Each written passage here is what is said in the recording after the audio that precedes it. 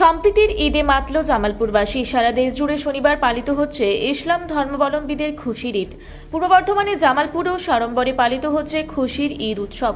ঈদগাহে চলছে ঈদের নামাজ। 32 বিঘা ঈদগাহে গ্রামের সমস্ত মানুষ একসাথে এসে ঈদের নামাজ পড়েন। সকলের সঙ্গে একসাথে নিজের ছেলে ও জামাইকে নিয়ে নামাজে অংশ নেন তৃণমূলের ব্লক সভাপতি তথা পঞ্চায়েত সমিতির পূর্ত কর্মাধ্যক্ষ মাহমুদ খান। মুসলিম সম্প্রদায়ের মানুষের কাছে এই দিনটি অত্যন্ত খুশির দিন। দীর্ঘ এক মাস পবিত্র রোজা রাখার পর মহান আল্লাহ তাআলার কাছে আজ দোয়া পাঠ করা হয় যে তাদের এই এক মাসের রোজা যেন তিনি কবুল করেন।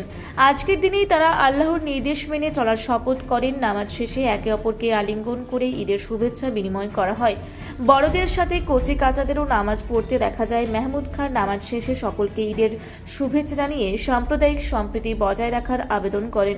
জামালপুরের তৃণমূলের বিধানসভার প্রার্থী ভূতনাথ মালিকও আজকের এই ঈদের দিনে সকল মুসলিম ভাই বোনকে ঈদের শুভেচ্ছা জানান। এ বিষয়ে মাহমুদ খান সাংবাদিককে কি বললেন বিস্তারিত শুনবো। এক মাস রমজান মাসের রোজার পর আজকে খুশির ঈদ। আজকে দেখলাম ঈদগাহে এসছেন, কি বলবেন? সারা বিশ্বের মানুষকে ঈদ মোবারক জানাই, ঈদের শুভেচ্ছা। আজকে আমরা ঈদের মাঠে, আমাদের 32 বিঘা গ্রামে আমার বাড়ি, এবং আমরা আজকে সকলে মিলে আমরা আজকে ঈদের মাঠে আমরা নামাজ পড়লাম।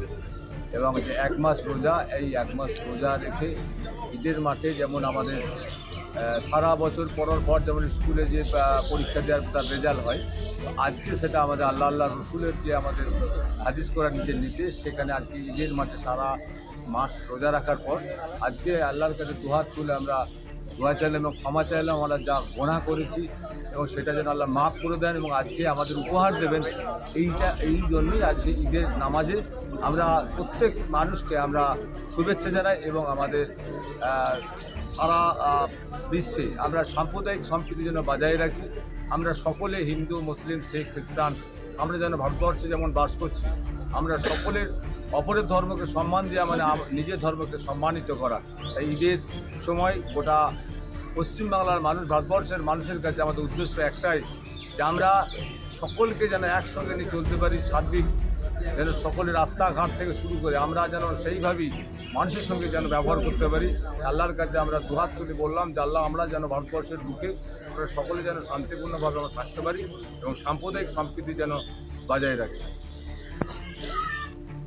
জামালপুর থেকে আশিস কুমার ঘোষের রিপোর্ট, রূপসী Bangla media.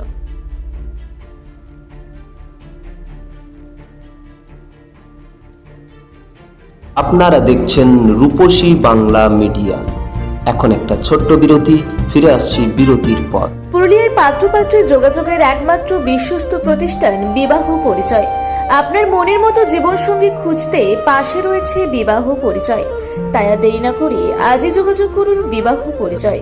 Municipality commercial complex, 2nd floor, Chaibasa road, opposite PWD office, Purulia. Mobile নম্বর 9232440272। ফিরে এলাম বিরতির পর। আপনারা দেখছেন রূপসী বাংলা মিডিয়া।